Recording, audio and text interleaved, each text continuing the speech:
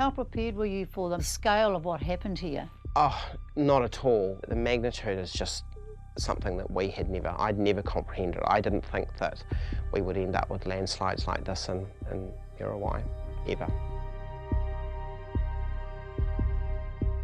Phelan Pirrie is the Muriwai fire chief, lived here for 20 years, tended to fires, medical emergencies, car accidents, other disasters, but never anything like this.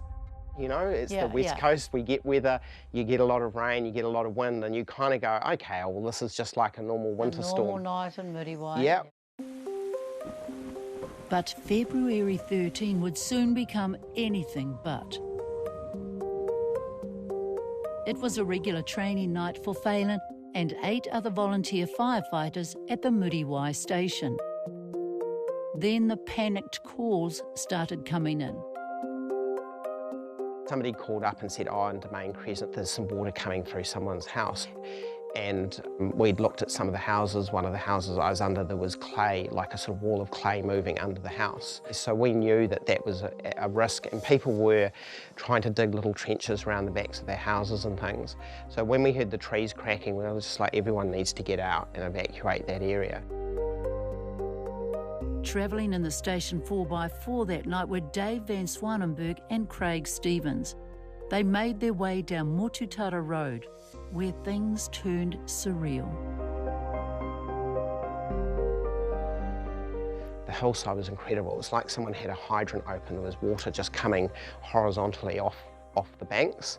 And I've never seen that. This is quite weird because it's a hill. Hills don't flood. Then Phelan, Dave and Craig made their way to stricken properties on the street. They knew people were still inside. They were joined by the station's pump truck team. There was just a lot of clay, like mud, coming down around the house. And it's a 2-storey place, and the bottom level water was starting to get into it. And one of the guys grabbed a spade off the truck, and I was like, oh, this is going to take a while.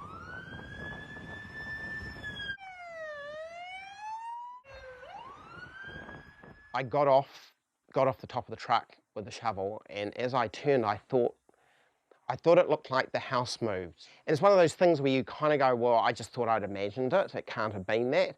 And I started to walk towards the driveway, and it was almost like there was this explosion, and the whole hill just exploded out towards me, and the whole house just came off the hill. And I just turned and ran, and there was trees and stuff coming down where I was, and I ran behind the shop opposite, and it was just, the roar was incredible. No time to think, just act. Their training kicked in. And I could just hear the screaming, and there was somebody in the house opposite the shop, and the roof of the house was on the road, and there was a woman in the roof cavity of the house, but the house was probably 20 metres from where the house should have been, and the roof of the house that we were under was beside the truck that I'd been standing behind minutes earlier. I ran in and climbed into this roof cavity and got this woman out, and then I could hear Craig on the radio calling for help. Craig Stevens, father, surfer, champion BMX rider, volunteer fireman. He and Dave van Zwanenberg, a local vet, father of 2 and newly promoted officer, were trapped. We started looking for Craig because we could hear him on the radio. And then shortly after that, then USAR and all the other appliances and rescue people started to arrive. It took about 3.5 hours to get Craig out. It was actually a miracle, really, that he survived.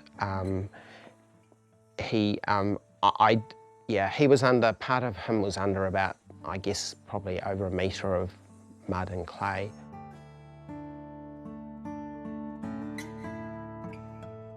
Even as they worked so desperately to save Craig, the slips continued around them. It would be days before they found Dave. Today, though, fire and emergency having to deliver devastating news that found a body. Dave Van Zwanenberg was gone. Craig too would later succumb to his injuries.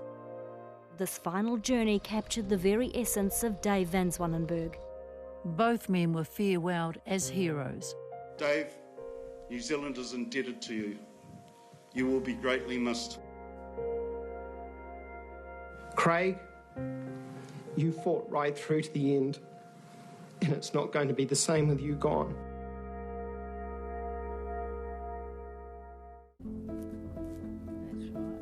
Phelan and I drove along Muriwai Road a few days ago. Yeah, so there's some down the side here, so I mean there's a huge one in front of this property. There are still big restrictions on who can get in and out. 128 properties are red stickered, meaning no access at all, even if they appear unaffected. 48 are yellow stickered, including my own. The cliff below us has been taken out and I just got home now. 75 houses remain unassessed because it's unsafe to do so. Let them get on with it, ask a question. There's much anger and frustration from families in limbo. Some are living at the Muriwai camping ground, others are bunking down where they can. Normally at this time of the year, you have a lot of tents and holiday makers, but we've got a lot of residents here. I guess maybe up to 800 people displaced. Some people literally got what they walked out on the night. Yeah. They've got no certainty on what's going to happen. It's the uncertainty that's hard. In Muriwai, West Auckland, on the east coast and in Hawke's Bay. Phelan Pirrie has just stepped down after 9 years on the Rodney local board. He's clear on where to from here. I think this might be difficult for some people. Some of those areas shouldn't have houses built back on them, and the safest thing for people to do is for the government to decide to buy them out and allow people to get on with their lives. We've got people with huge mortgages paying rent. The uncertainty is just, I've watched it in our crew and some of our friends, and it's just awful. And we shouldn't put people through this. Government needs to make a decision really quickly.